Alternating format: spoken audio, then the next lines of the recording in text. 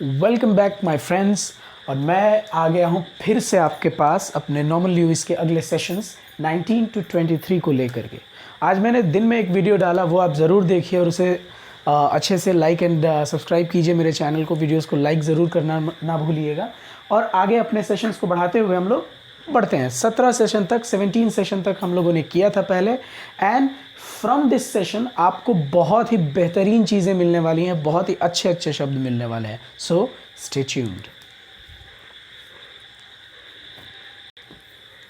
So guys, these 4 sessions that we are going to be discussing here is about how to talk about actions. In the previous sessions we were talking about liars and lying and their attitudes.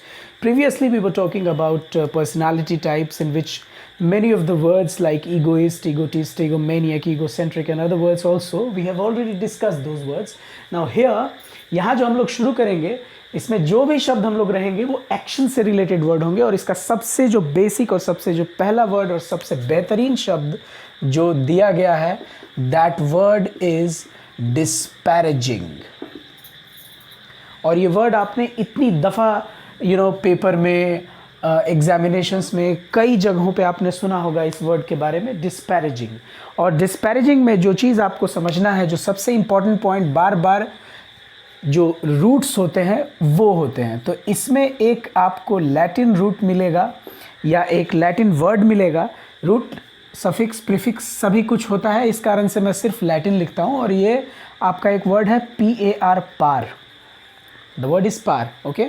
And this par in Latin means equal. अब आप ये जहाँ कहीं भी PAR से related word मिलेगा, ये कहीं ना कहीं इक्वल से रिलेटेड होगा, यानी इक्वालिटी से संबंधित वर्ड आएगा। तो इस पार पे आपको बहुत सारे वर्ड मिलते हैं। आपको अगर कंपेयर वर्ड ध्यान में होगा तो कम का मतलब टुगेदर एंड पार का मतलब equal. Now compare, comparative, comparable, ये सारे के सारे शब्द आपको इसी लैटिन वर्ड पे बेस्ड माने जाते हैं। सो फिलहाल हम लोग यहाँ चलेंगे डिस्पैरेजिंग पे। इस जगह पे डिस्पैरेजिंग को एडजेक्टिव रखा गया है, जो कि अपने ING फॉर्म में है, नो डाउट। एंड जो आपका असल वर्ड है वो वर्ड है डिस्पैरेज। ये वर्ड आपका वर्ब है, ओके।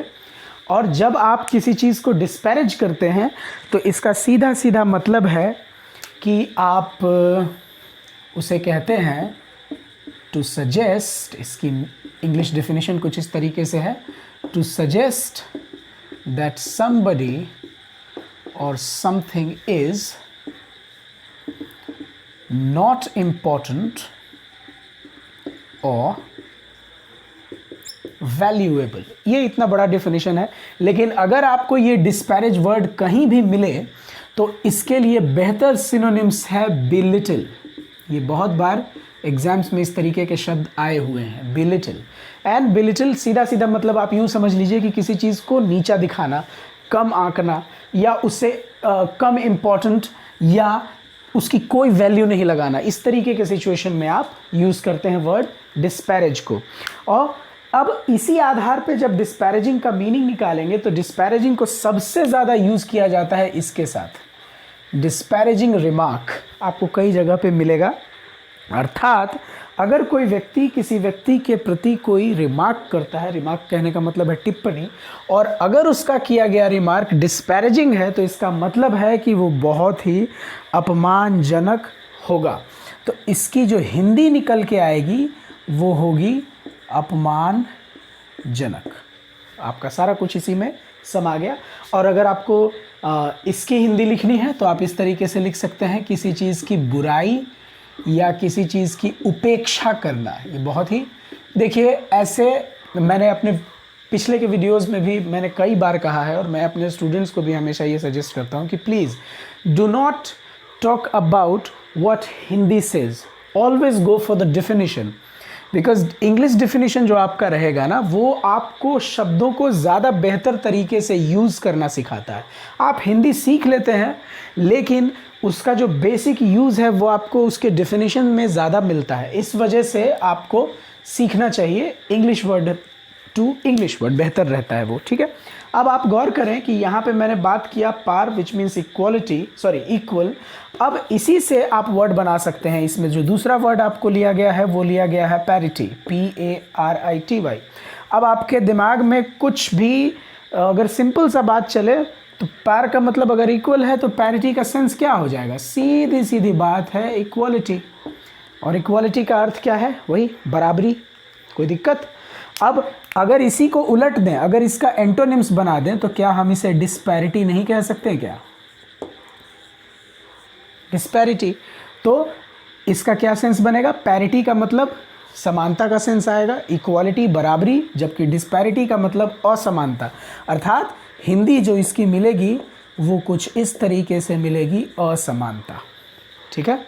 और अगर यही देखें तो क्या आप डिसइक्वालिटी बनाते हैं? नहीं, इनइक्वालिटी बनाते हैं। हर शब्द के पीछे जो लगने वाले प्रीफिक्सेस और सफिक्सेस होते हैं ये ज़रूरी नहीं है कि हर बार सेम ही होंगे, ओके। लाइक कई दफ़े इस तरीके से लोग समझते हैं, लाइक सिंग करना मतलब गाना, तो सिंग है तो उसको गाने वाला सिंगर होता है, डांस डांसर, टीच टीचर, ठीक है।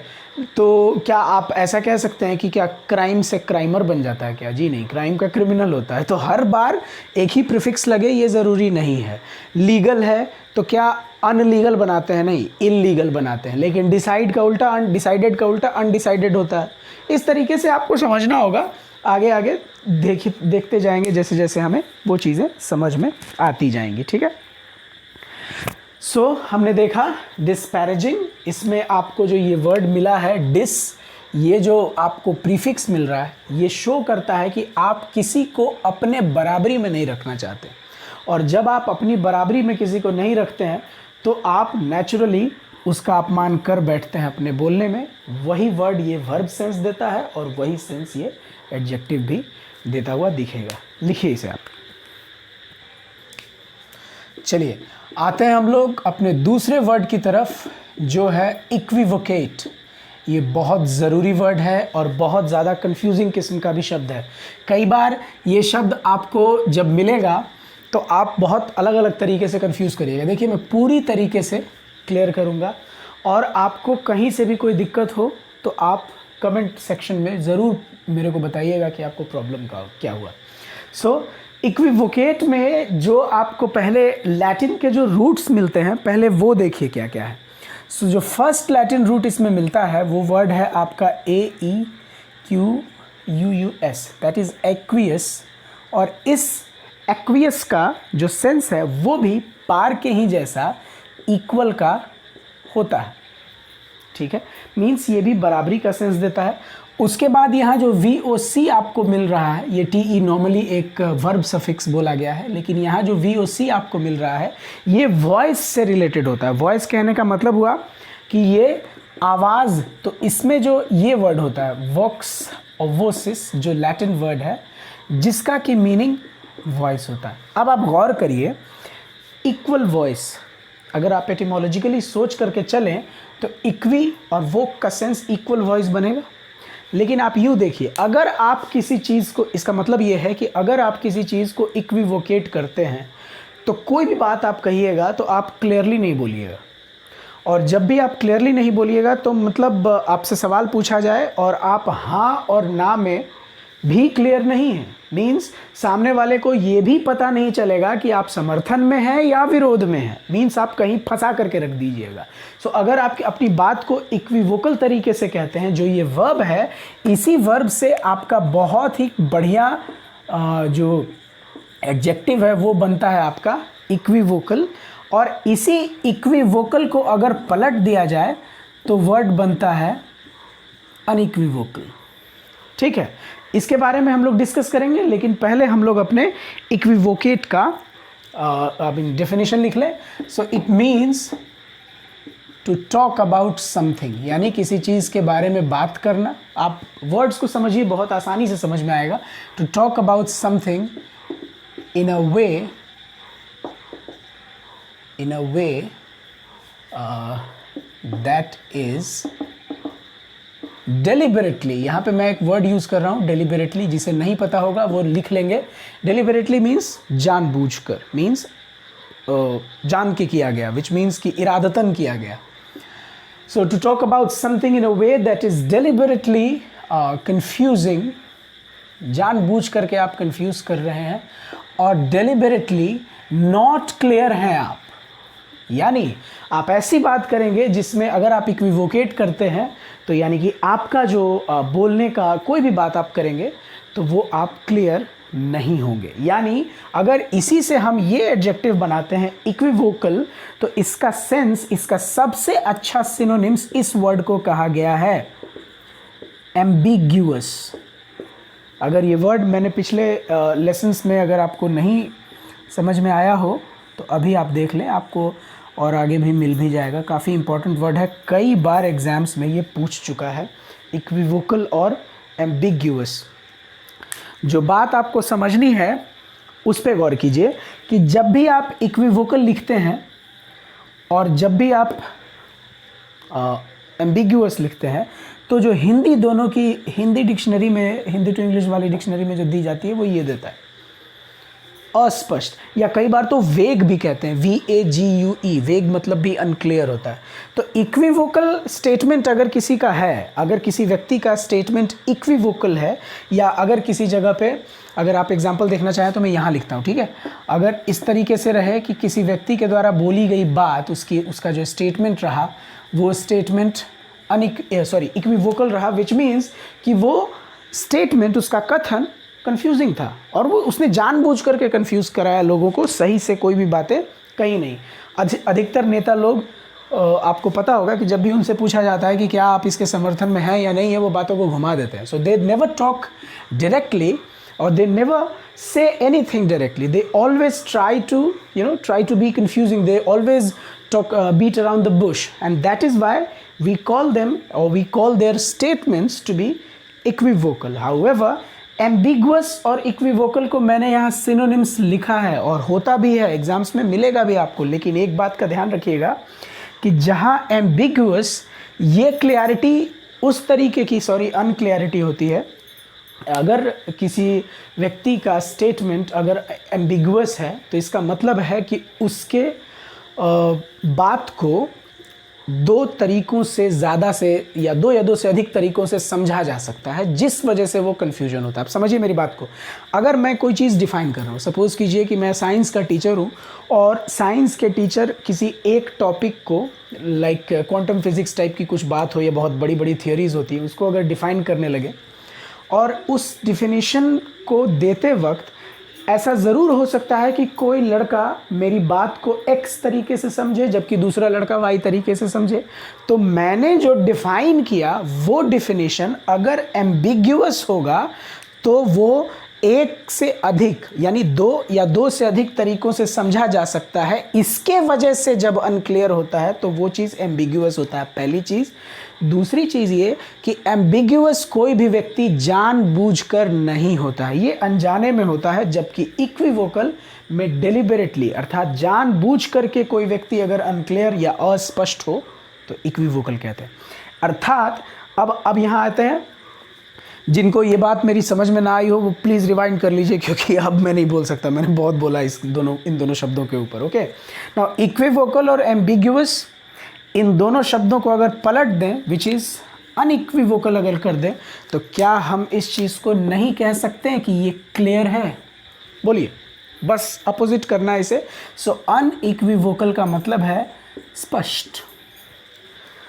सो he said something unequivocally, which means he said something clearly. अगर कहीं पे इसे रहे, इस तरीके से रहे, he said it unequivocally like this, ये एडवर्ब फॉर्म हो गया इसका. तो unequivocally इसका मतलब क्या है कि he said clearly. ये काफ़ी इंपॉर्टेंट वर्ड है, आप ज़रूर इसके ऊपर फोकस करें और आपको बहुत अच्छे से समझ में आ जाएगा. यानी अनइक्विवोकल का मतलब क्लियर, और इसको आप इसके अनुसार बनाएं तो ये अनएम्बिग्यूअस भी हो सकता है. Is that clear? तो इसका उल्टा ये, इसका उल्टा ये. इजी? चलिए लिखिए इसे. ओके, अभी जो मैंने आपको ये लिखा था एक्वियस लैटिन में, ये लैटिन का मतलब क्या था? इक्वल।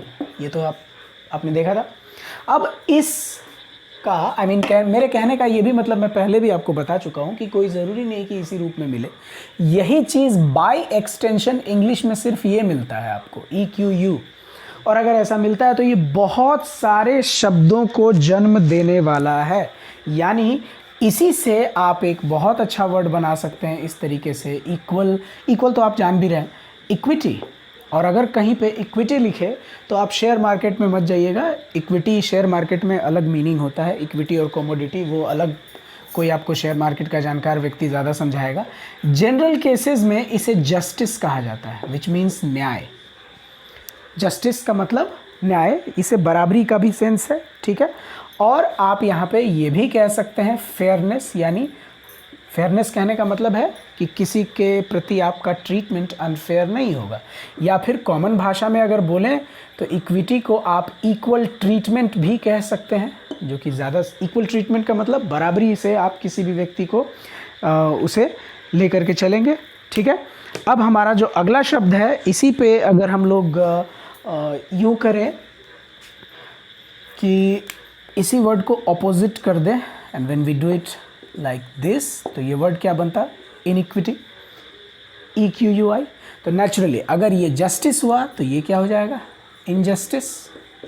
बोलिए, अर्थात इनजस्टिस यानी बराबरी नहीं होगी, और जब बराबरी नहीं होगी तो ये फेयरनेस क्या हो जाएगा? अनफेयरनेस। यानी ये जो इक्वल ट्रीटमेंट है वो हो जाएगा नॉट इक्वल ट्रीटमेंट। मतलब यहाँ पे बराबरी या न्याय का सेंस देगा तो ये अन्याय का सेंस आपको मिलेगा, ठीक है।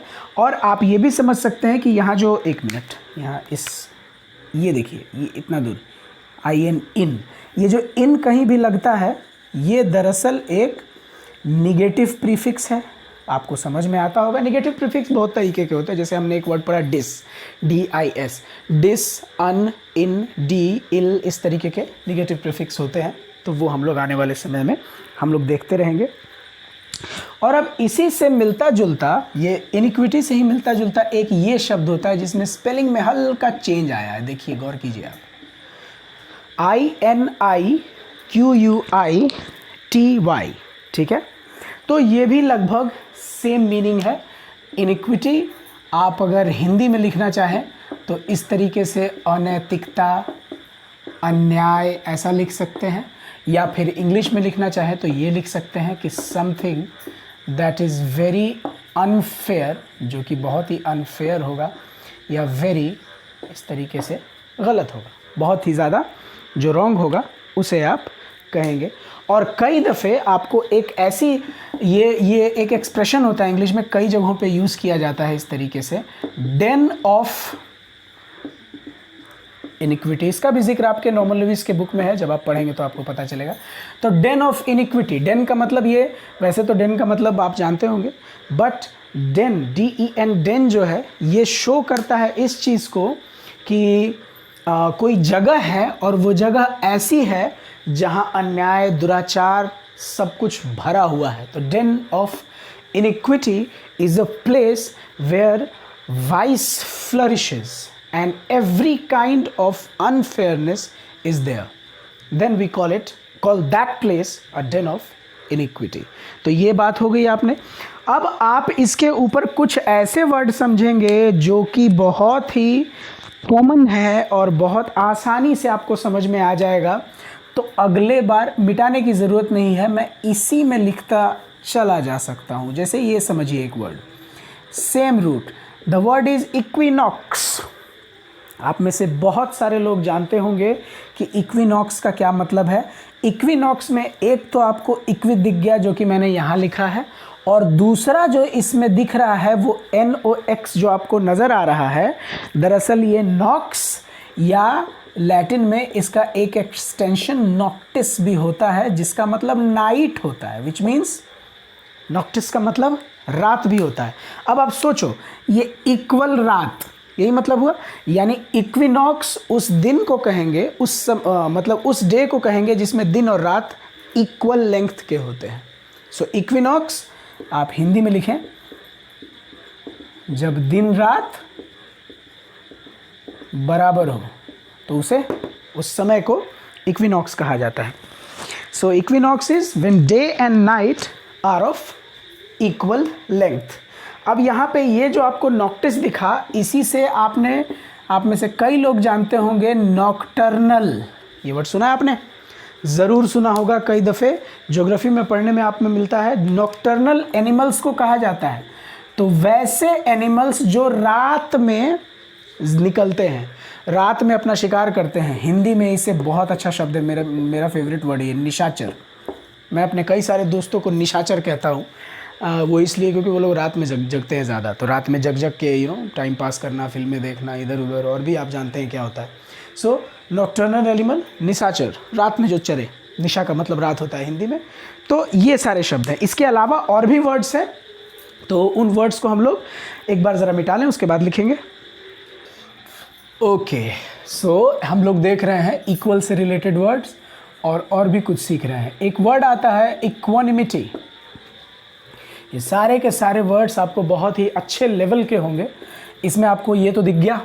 यहाँ पे एक और वर्ड आपको दिखेगा जो बड़े काम का वर्ड है। That word is एनिमस, ANIMUS।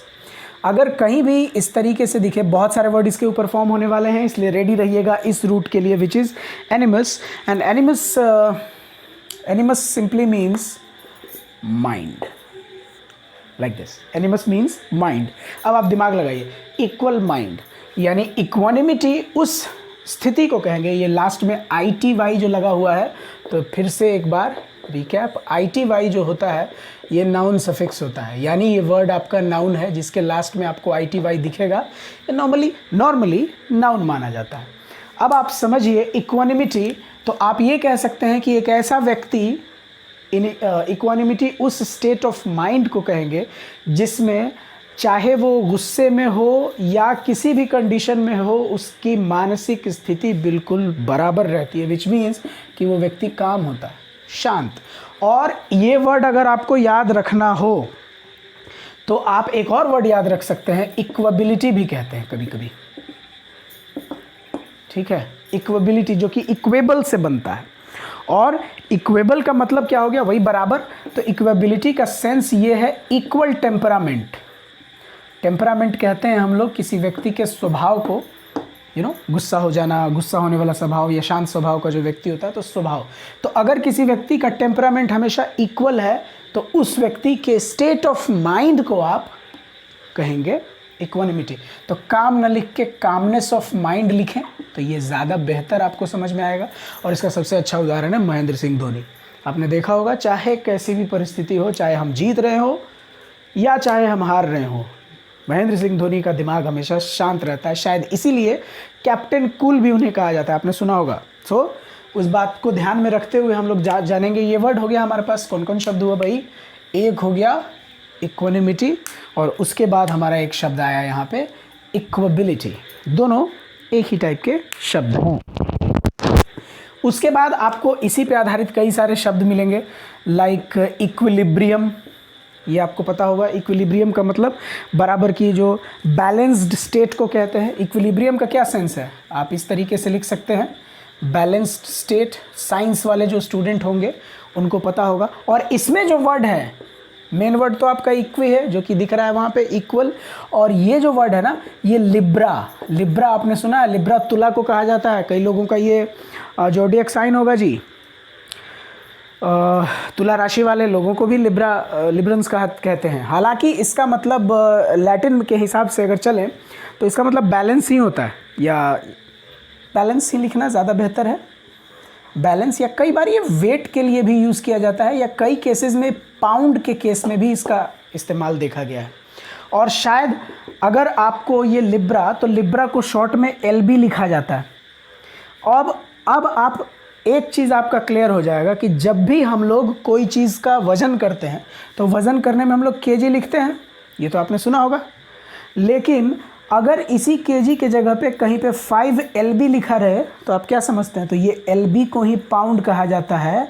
और ये जो पाउंड है ना, ये पाउंड दरअसल इसका लिब्रा का मतलब पाउंड होता है लैटिन में, और उसी लैटिन का स्मॉल या यूँ कहिए कि एब्रिविएशन फॉर्म है LB, जो कि आपको बहुत जगह देखने को मिलेगा। जब आप जिम वगैरह में जाएंगे तो वहाँ पे LB या केजी दोनों में वेट्स मिलते हैं, ठीक है, तो ध्यान दीजिएगा। खैर ये एक एक्स्ट्रा जानकारी थी। तो ये हमारा जो वर्ड हुआ वो हुआ इक्विलिब्रियम। इसके बाद हमारे पास शब्द कई सारे हैं जो कि आपको इस आधार पे मिल सकते हैं, इक्वल के आधार पे। आपको पता होगा, मैं रैंडमली लिख रहा हूँ। इक्वेटर, विषुवत रेखा, बीचों बीच जो पृथ्वी को काटने वाली रेखा है। इस तरीके से आप इस तरीके से इक्वेशन, समीकरण बराबर करते हैं। आप केमिकल में भी इक्वेशन होता है, मैथमेटिक्स में भी इक्वेशन देखते हैं। आप अब खुद से हिंदी निकालिए। मैं एक वर्ड लिख रहा हूँ यहाँ पे, इक्विडिस्टेंट। क्या हिंदी हो जाएगा, खुद बताइए। चलिए, तो इक्विडिस्टेंट क्या हो जाएगा? बराबर, और डिस्टेंट दूरी, दूरी सेम सेम कहीं पर है, इक्विडिस्टेंट। इसी तरीके से आप ये कह सकते हैं इक्विलैटरल। इक्विलैटरल बराबर, और लैटरल, ये जो लैटर वर्ड जो यहाँ दिख रहा है ना, ये लैटिन में इसके लिए भुजाओं के लिए या बाह के लिए, हाथ के लिए इस्तेमाल किया जाता है। तो इक्विलैटरल जी, जहाँ की सभी भुजा समान हो। तो वो ज्योमेट्री में हम लोग पढ़ते हैं ना, सारी भुजाएं सेम सेम होती हैं। वो आयत, वर्ग, पता नहीं क्या होता है, वो मैथ वाले लोग ज़्यादा जानते होंगे, मेरे को उतनी जानकारी है नहीं इससे, ठीक है। सो यहाँ पे हम लोग इसे एंड करते हैं इक्वल को, ठीक है। तो फिलहाल इतना रहने देना चाहिए मेरे ख्याल से, क्योंकि और भी कई सारे रूट्स हैं जो हमें पढ़ने हैं। फिलहाल ये आज के लिए या इस वीडियो के लिए थोड़ा ज़्यादा हो जाएगा। इसको 2 पार्ट में बनाना ज़्यादा उचित रहेगा। फिलहाल हमने जितने भी वर्ड सीखे हैं सारे के सारे बहुत ही इंपॉर्टेंट हैं। सो प्लीज़ आप एक नोटबुक ज़रूर रखें, and please keep track of all the words that I am teaching you in the videos. So till then, bye bye, good night, शब्बा खैर, मस्ती में रहिए और थोड़ा कोरोना से बच के रहिए भाई साहब।